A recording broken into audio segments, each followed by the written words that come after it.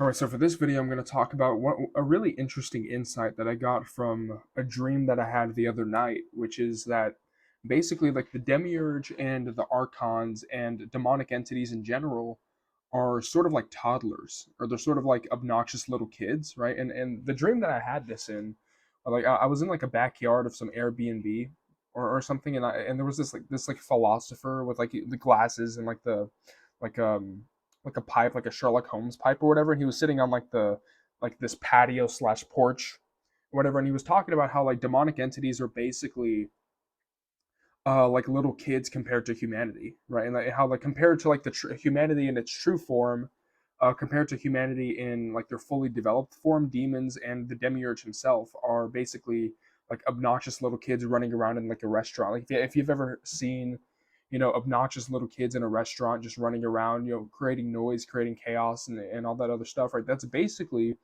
the true sort of nature of demonic entities, and it's really interesting to me because it really puts into perspective. Hold on. Okay. It really puts into perspective like the true like our position compared to them, right? Because we're so much older and we're so much more powerful in our true forms than these demonic entities, and they're basically, and yet again, like I want to reiterate, like these demonic entities and this demiurge and the archons are basically like little kids compared to us. They're like little toddlers running around, causing chaos. They're like obnoxious little kids basically, and I don't know. It's a really empowering viewpoint, but it's also a true viewpoint because, and this is like a second sort of point I wanted to touch on in this in this video, besides that dream that I had where I saw that sort of philosopher talk about like how demonic entities are like or they're like toddlers, or like obnoxious little kids compared to us, right? That's point number one. But point number two is how, like the fact that this control system is so extensive, right? They're spraying, stuff in the air with chemtrails. They're putting fluoride in the water. They're putting stuff in the food with GMOs. All the electromagnetic pollution and all the stuff doing in the media with the vaccines and with the even in like the non-physical realms, like the whole Saturn Moon matrix, the memory wipe, all this stuff, right?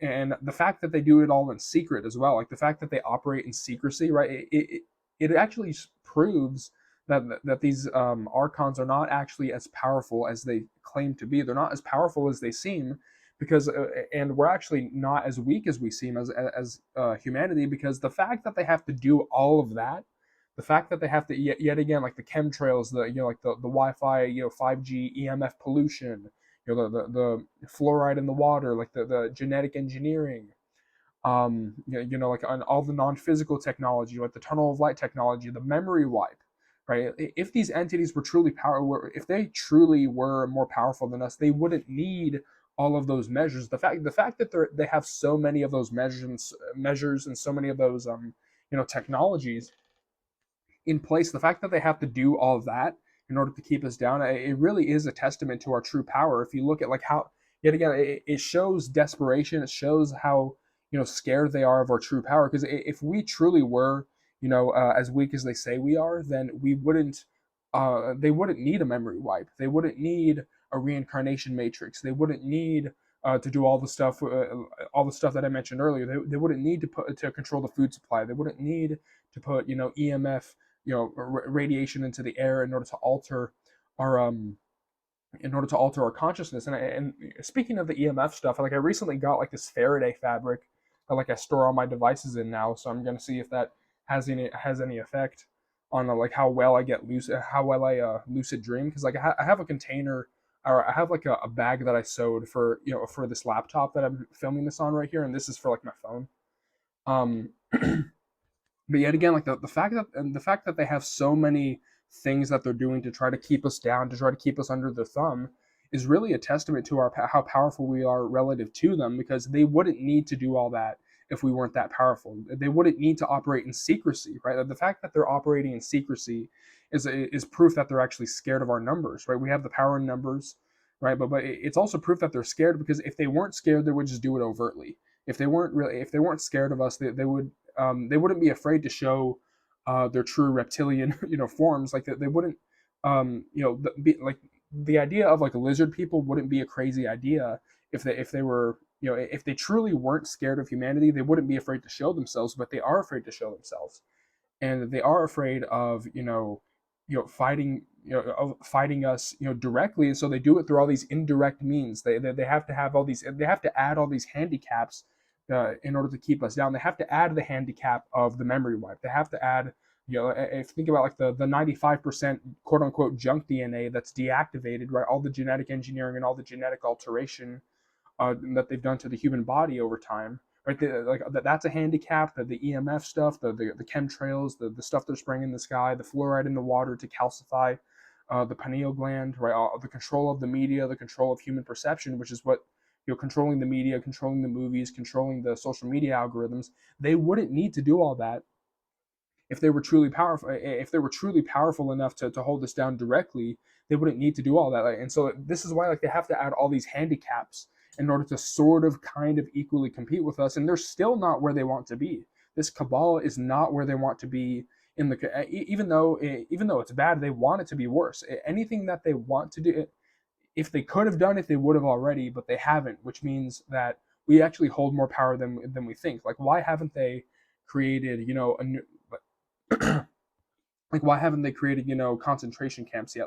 I mean, like, there's concentration camps in some places in the world, but like, why haven't they forced, everyone to have a brain chip yet? Like, why? Because like, why don't I have like a brain chip right now? If they truly were, if they truly were, these like all powerful, like this all powerful entity race, they would have done a whole lot. Like, the world right now would be a whole lot worse than it is right now, and it's bad, right? The world is bad right now, and it's always been bad, but it would be a lot worse if they truly had the power to make things completely their way. And so they need us to agree to things, right? And this is why they put symbolism in the movies. This is why they put like the Eye of Providence or the Freemasonic symbols and like the predictive programming. They need people to agree with the way that they want things to play out. Think about all the stuff that they did with think about like the Simpsons and 9/11, like all the 9/11 symbolism that they did with and all the movies right before it happened, right? So they need us to agree in order to create that reality. So it's because they can't create the reality. These demonic entities, they don't have a creative imagination. They don't have the powers of manifestation like we do, and so they need to manifest the reality that they want through us. And so that's like the parasitic nature of this demiurge and these archons, is that they need us to agree to that kind of reality that they're creating, or that they want to create for us, where it's like the new world order and everyone's under control and everyone's connected to artificial intelligence, or like a Deus Ex, right? Like Deus Ex and like a Metal Gear. I think like those are some red pilled video games. I haven't played them, but I watched some cutscenes. There's a lot of like real stuff that they put in there. Um, like the Metal Gear video game series and Deus Ex, especially when it talks about AI and how AI is like going to make all the decisions in the government and all that stuff. Like all of that is like how they want things to play out, right? And I think in like in Deus Ex, I think they have the twin towers missing from the skyline in Deus Ex. So I think that like maybe there were some insiders that knew about 9/11 when that game came out, and it came out in like I believe it came out in like the 90s. Um, but yeah, like going back to my main point, like that dream that I had, where like that philosopher was saying that like he was talking about the nature of demons, the nature of the demiurges, and the nature of the archons, and he was saying that bottom line is that these demonic entities are much younger, and that as human beings, as souls, humanity is much more mature and much more much older, like ancient. We're ancient compared to these entities. These entities are yet again, like this is like a really powerful analogy. They're like toddlers. They're like obnoxious little kids running around in like a restaurant, just creating chaos and like spilling people's cups over and stuff like that. So these demonic entities are like obnoxious little kids, and yet again, because we're so ancient and we're so much more powerful than these entities, they have to add all these technological and like the stuff that they do in the astral and everything else, right? They have to add all these handicaps in order for them to even do just like a little bit. They have to have all these handicaps and all the control of the media and all the control of all the different technology and all the different things that they put into the food and the water and everything else, right? Yet again, they wouldn't need to do all that if they were truly all powerful. If they were truly like, oh, they're super powerful and like we're helpless to stop them. If they were truly powerful, they wouldn't need to add all these handicaps and to make the fight so unfair, right? So I think that this is like just like general message of the video. We actually have more power than we think, and the fact that the fact that they operate in such secrecy, the fact that that they've added so many handicaps yet again, the fluoride, the GMOs, the chemtrails, the EMF, the fact that they have to do all that is a testament to our true power, because they wouldn't need to do all that if they were truly more powerful than we are. And yet again, like that is like a mental image that I want to bake into your guys' heads, whoever's watching this, is that humanity is basically like we are the big brother. We're basically, we're so old, we're so ancient, and we're so powerful compared to these entities, that these entities are basically just obnoxious little kids compared to us. And I think that we need to treat them as such, and we need to have that mentality anytime you encounter any of these entities. If you encounter them in your dream, I don't really encounter a lot of nightmares or a lot of these entities in my dreams or whatever.